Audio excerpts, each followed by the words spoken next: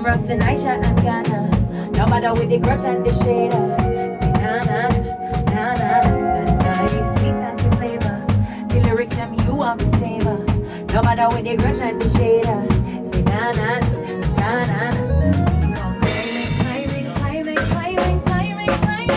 the top. You see what it is? We here in Brooklyn live. You know, just kind of vibing. This is Culture, and I try to let y'all know exactly what's going on. We're getting a little sneak peek of the big reggae artist, Naomi Cowan. And we also got Jesse Royal in the building. And we're going to go inside of their rehearsal and kind of just feel them out and see what's going on. We live in Crown Heights, Brooklyn. You know what I'm saying? You know it's official, like, you see the steps, you know what I'm saying? You smell the smoke. Official. Shh, come with me. You ain't taking over. From Jamrock to Aisha and Ghana. No matter with the grudge and the shader. See, nice, sweet and the flavor. The lyrics them you want to savor. No matter with the grudge and the shader. See, climbing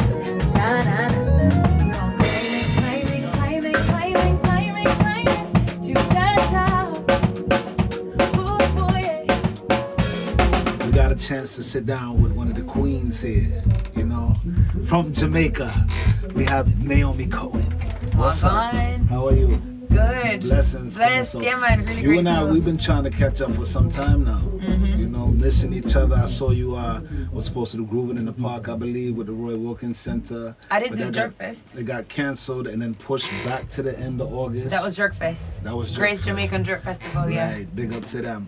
And we were supposed to connect then, and now, you know, this, that, and the third, but now we caught up to you in the basement in Brooklyn. Yes! Doing your thing. Deep in in rehearsal. Brooklyn. So I heard you doing a couple of different mixes, like, kind of like a mix of like, what feel like Afrobeat-ish, and, you know, give me some of your influences of like, what's creating your music right now? Oh, just vibes, you know what I'm saying? Like what, for me, I go by what feels amazing, you know what I'm saying? In other words, I try to visualize every time I do a song, visualize like how are people gonna respond to it, how are they gonna react.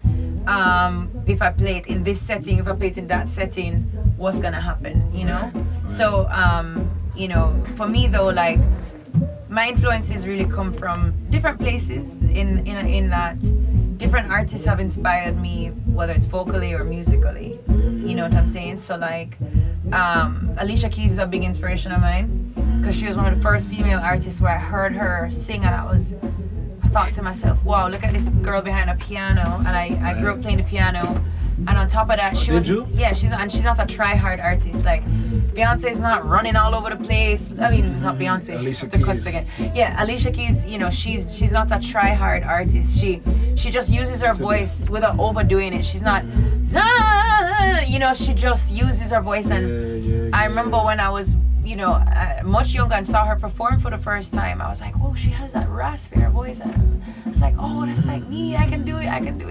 And I think she's part Jamaican too as well. I don't know. Could be. May as well. Her father.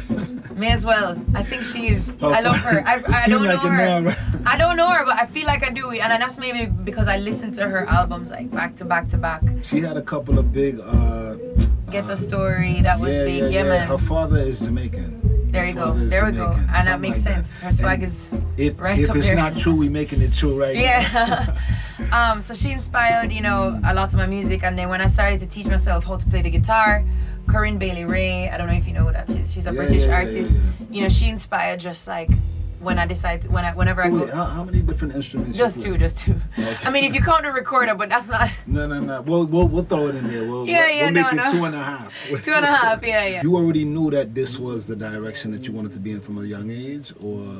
Even though I'm born into it, I never ever felt like it was a given and it was like I deserve success in that area just because of my parents or anything like that. So I actually kind of more started out on a path of like being a television, like a VJ, radio, this, that. But see, music is one of those things that when it is really inside of you, and I think when you're destined to do it, like you cannot run away from it, it's gonna call you.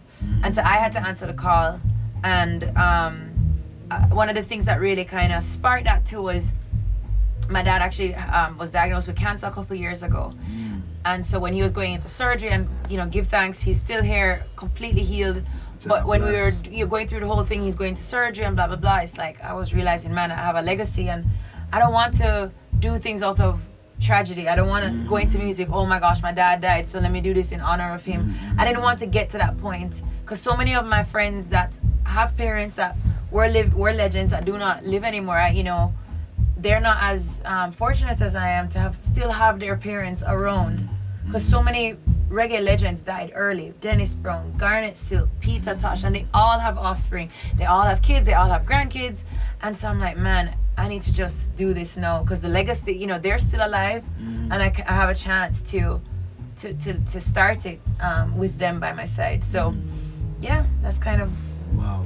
Yeah, no, that could be pressure from young a little bit. Well, I think I'm a little bit rebellious in my own way, in that I used to hate like being in Jamaica growing up, and like people see you, you're like, oh, you're the daughter of, why don't you sing? Can you sing? We'll tell the people, daughter of. My mom, Carlene Davis. Like, my mom is Carlene Davis. My dad's name is Tommy Cowan. Do your research. But you'll find a lot of history. Yeah, so I think too, from a very young age, I used to be like, I hate when people trying to get me to sing on the spot. I hate when they harass me. So I just kind of wanted to forge my own path. Right. You know what I mean? And you have siblings? I have 6 siblings. I'm the youngest of 7. Yeah. Wow. Yeah. So that's why I always dabbled in other things. But on top of that, like, I just love the arts. You know what I'm saying? Are you the only one doing out of your siblings this specific? Yeah, I'm the only. Yeah, my brother is my booking manager, so he's on my management team. But my other siblings, they are creative in their own right, but they're not directly in music. I'm actually the only one that has gone full force into the music industry. Yeah. So is the young one? Look so. Boy, look so. The youngest one. Yeah, look so, and just grateful that I still have the opportunity to do it. Grateful that, the timing is working out, where there's this uprising of female artists in Jamaica that are making a mark. And I'm grateful that is the time that I wouldn't, it's not like I did it on purpose. I just started when I started, and here we are. We are the lion and gold. Sit up on the corner, bounce some marijuana. Pass the chalice round while we read a couple psalms. Every man not clean, no one wanted drama, but we still are staying strapped with the fully young. We are the lion and gold. We are the lion and gold. We are the lion and Lord, Lord, the lion and what is a scar to a Simba? When you learn them lessons, hope you remember. We here just chilling in the basement, This is how I grew up. I had a band in my basement in Queens.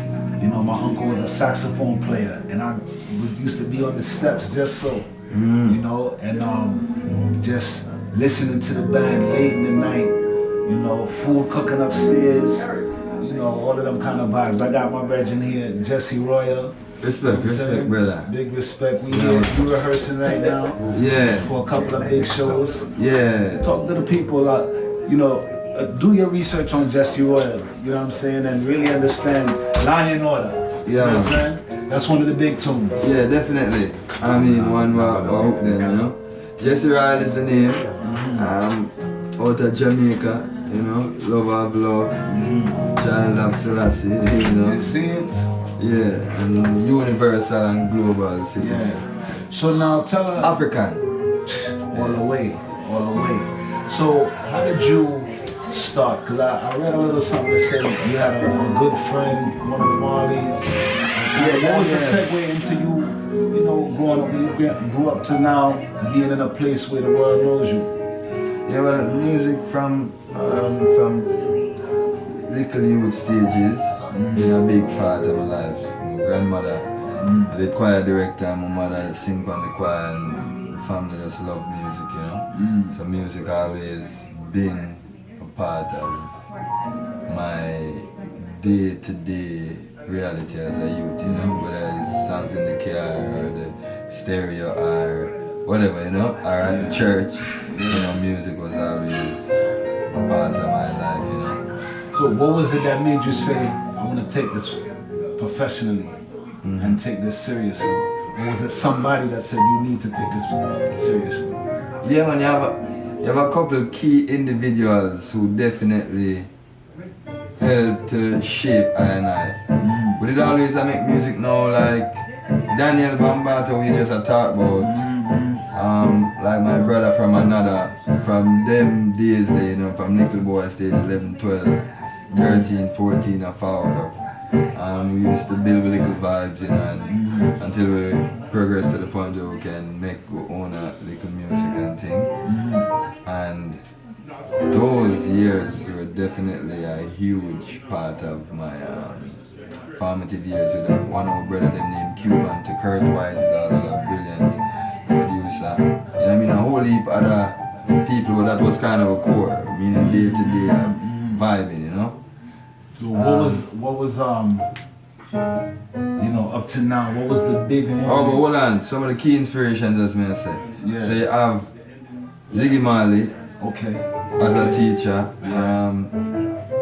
Stephen Marley, definitely, without doubt, as you know, yeah, without doubt. Official, Yeah, man. big up. And definitely Damon Marley. But then you also have Fatis Burrell, who was a huge inspiration, a huge guidance, you know, a huge light for I and I. You know what I mean? As well as his son Remus, who I and I were, who and still are friends with and still work together from them day there, you know? Right. Was also a wicked producer, XTM Nation. You know, so a whole heap of brothers and thing, and also definitely a one called Philip Winter James, you know? Okay. Who actually produced modern day Judas, Okay. Yeah, Roots Man, Yeah. Fill in the basket, fire with spark it. Send the money, go market, bring it in and we just split up the profit. Have any purpose, family need us. No malice, pass me the chalice. All we got is each other. I'm my brother's keeper. You don't know friendship to the end. We don't want a new friendly